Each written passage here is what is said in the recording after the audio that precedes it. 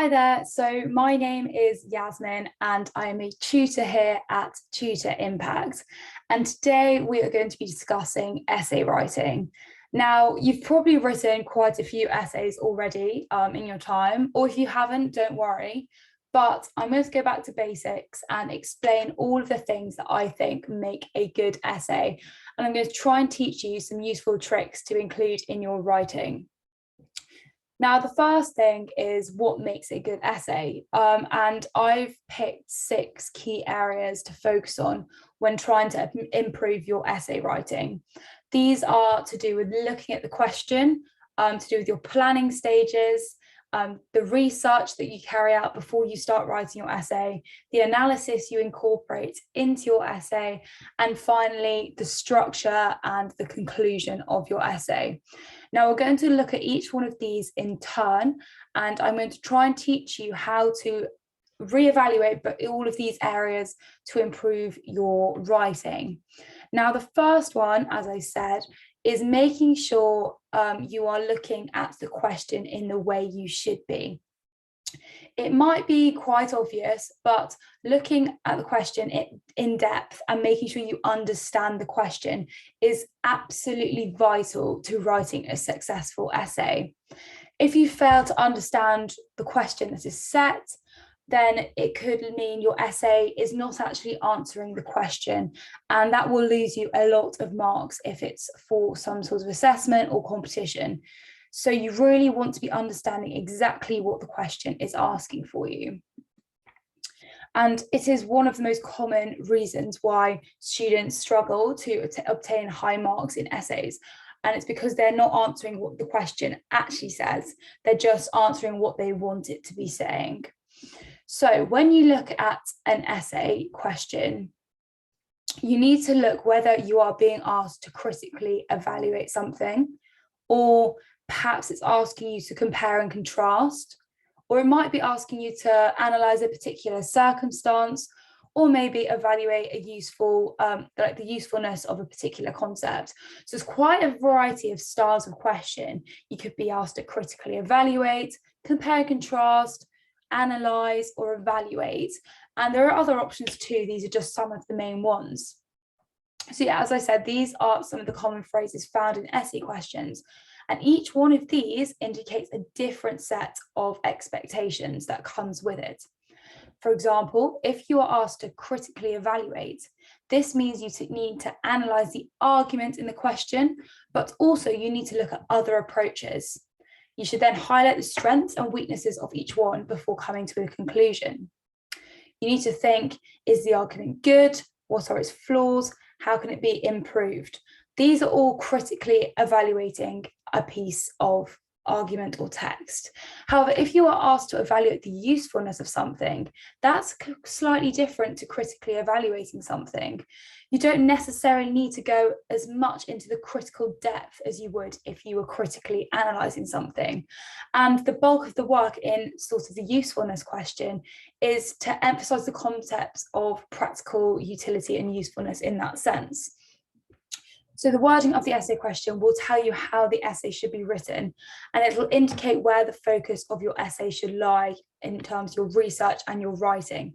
So it's really important that you make note of what it's specifically asking you to do, and you need to make sure your answer is geared towards what it's asking rather than what you usually answer or what you would like it to be.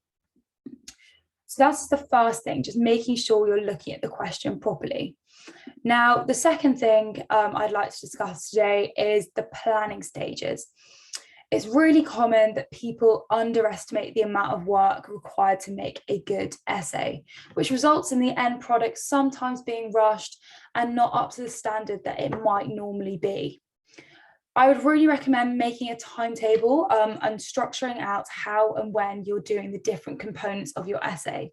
Because by creating yourself a timeline and planning when you will do the different aspects of the planning, you can then ensure that you are not leaving essential components of the essay writing process too close to the deadline. It means you're not going to have to rush it, and it means you're going to have sufficient time to properly go through all the material, to properly write an answer, and it gives you time to cross-check and make sure that the contents of your essay are saying what you want them to say. It also means you'll have time to thoroughly proofread the essay before it's submitted. This avoids any silly grammar errors and spelling errors that you would easily notice normally, but because you rushed it, you didn't have time to spot. And these sort of spelling errors and grammar errors make your essay look a bit sloppy, and again can put sort of a negative image in the eyes of the marker or competition marker, depending what the essay is for. So it's really important to plan out when and where you are going to do the different components of your essay. You need strict deadlines. Say, I want to finish the research by next Tuesday. I want to start writing by Friday, and obviously the steps in between, but it's really good to have a general framework of when you're going to be doing certain components. Now, the next part of my points to note is a note about the research stages of your essay, which are obviously a very important part of your essay, as presumably before you start writing, you don't know sort of all the information that is available around the question. So before you start writing your essay, you should thoroughly research any relevant literature surrounding the question and create a bank of information that you can then incorporate into your essay. Learning how to sort of sift through large amounts of writing is an important academic skill, but this does come with practice. I don't really have any shortcuts in terms of this. So to begin with, it's really a matter of just sort of practicing reading through stuff and trying to pick up the key points. But in terms of research generally, this generally starts with searching through databases. I personally look at Google Scholar, which I put on my slide here. You can find articles by searching keywords, and then you can read the abstract to check whether it's actually relevant content for your question. And that's quite a good way, especially if you've not got any paid databases to access. Google Scholar can sort of pick through and find sources for you. And obviously make sure you log your sources as you go along. Every single source you need to log what that source is, just so you can then use it for reference purposes. Even if your essay doesn't require references, it's just good practice to make a note of your sources, because say your teacher, or if you did apply for a competition, say if they want to know where you found your information, it's always good just to have a backup list, just in case you're ever asked about that. It's also good just to look back on, and you can sort of see the process you went through, saw how you found articles, and perhaps you might need to know this sort of information in the future. So it's always really useful to keep a record of the sources you've used for essays. And sort of linked to that, always use a variety of sources rather than just one or two texts. Although one or two texts might adequately summarize other arguments in the field, or give you all the information you need to know, reading more articles and then sort of incorporating more academic authors into your writing just demonstrates to the person reading your essay you've read widely around the question, rather than relying on one or two articles. If I read an essay and it only had two people cited, I would be thinking, has this person actually done sufficient research for the question? So it's really, really important that you sort of quote as many sources as you can, just so you've covered all bases there. The next pointer I had to note is to do with analysis. And this is to do with when you're actually writing your essay itself. So once you've done all of the research, you've used a variety of sources, you've made sure to make a note of them all, and you've used different databases to find these, you then need to analyze the different approaches of the different authors you've read about. So you can't just sort of regurgitate what they're saying, you need to critically engage with what they're saying. So you should ensure in your essay you're not merely being descriptive in your answer by sort of, as I said, reciting what someone else has said, but you need to engage with the argument and criticize it. So if author A makes one point, you need to be thinking, do I agree with this? If yes, why? If no, why? Is it agreeing with what someone else has said, or is it directly contravening what someone else has said? And just you need to have that constantly critical approach to people's opinions. So as I said, you could ask, what do you agree with? Do you agree with what they're saying? Does someone else disagree with them? Do they neglect a certain aspect of the topic, and are they not addressing part of the question? and also does their conclusion flow from their premises?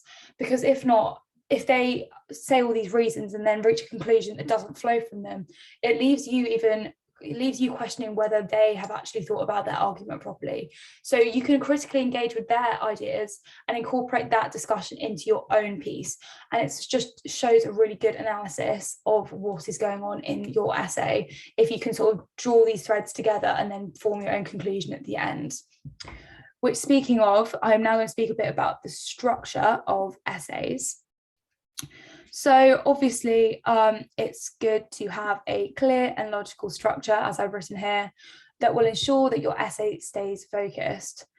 You need to place paragraphs in a logical order and a consistent order, just so it flows naturally rather than feeling a bit fragmented.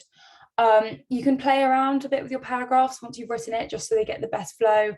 And I prefer these to feel a bit more progressive rather than making a list. So I try and use sort of joining words between the paragraphs, and again, putting them in the order that makes the most sense. I mean, it's hard for me to sort of describe this without an example, but I think it comes quite naturally when you do write an essay. You can sort of put your points in order. Say if it's getting more extreme, say if there's some similar arguments, you can then sort of shape those depending on the rest of your essay. And then in terms of just general structure, each section, paragraph and sentence, they need to add value to your argument you are presenting. There's no point just adding in words for the sake of it. Say if you have a word count, it's better just to be under the word count rather than adding words just for the sake of adding words. And I think it's a good idea, as I said before, to group similar ideas rather than jumping around. Because otherwise it just gets a bit fragmented, doesn't flow nicely, and it's in some ways it's more efficient for you, especially if you are capped by a word limit, that you then group these ideas together and discuss them in one go, rather than having to repeat your same argument as you discuss similar points spread out across your essay. That being said, it's important that each one of your paragraphs should make one key point. So you shouldn't be discussing multiple different points in response to the main question within one paragraph. So if you are grouping sort of similar ideas of other authors, make sure they're sort of under the umbrella of the main sort of argument you're making in that paragraph, rather than, as I said, jumbling everything together. I mean, there's no complete need for this, but it just makes it a lot easier for the reader to sort of see what point you're trying to make, rather than having to figure it out from the different fragments in the essay. In some ways, I think it's good to think of paragraphs as mini essays in themselves. So you can start with a topic sentence to introduce the main part of the paragraph. So I think this, in very basic terms. Then you need to explain that point further. So I think this, and this is da da da da. And so you explain what your point actually is. Then you need to provide evidence for the point. So because I read, like I saw this data shows this, I personally have experienced this author says this, and it's a very good convincing point. And then you then need to interpret and analyze that evidence. So say if you have quoted someone else, you then need to critically analyze, as we spoke about before, that evidence. So do you agree with it? Obviously don't speak in the first person, but in terms of the essay itself, you need to look at whether your essay is agreeing with that point of view. And then you need to, at the end, summarize that point and indicate how it links to your overall argument. So you need to then go back to the main title and make sure you're linking everything you say at the end of your paragraph back to that main question. Now, the last thing I had was just about concluding. This is quite a brief one, but it's really useful to know sort of what you want to argue before you begin writing, mainly because it will help you sort of wasting words talking about stuff that's not actually going to be relevant. And yeah, it just helps in terms of the planning stages if you sort of know what you're going to argue. You can state your argument in your introduction and then spend the rest of the essay sort of presenting the reasons and evidence that would make it valid. That's a completely acceptable way. That is how I personally choose to write my essays. I like setting out my my point of view, my opinion, at the start of the essay, just so the reader knows straight away what you're trying to say. And then it's not sort of a surprise at the end which way you're going to go. Although if you've done the steps I've spoken about previously, it shouldn't be sort of a surprise by the time you get to the end, because each paragraph should make it clear which sort of side of the argument you stand once you've summarized and concluded on your sort of mini paragraphs. But yeah, in your conclusion anyway, you should always restate your argument by making sort of the same point you've made, but in different words, by paraphrasing what you've discussed above. You should also, again, just review your supporting ideas by summarizing your paragraphs that you have discussed in the main body of your essay.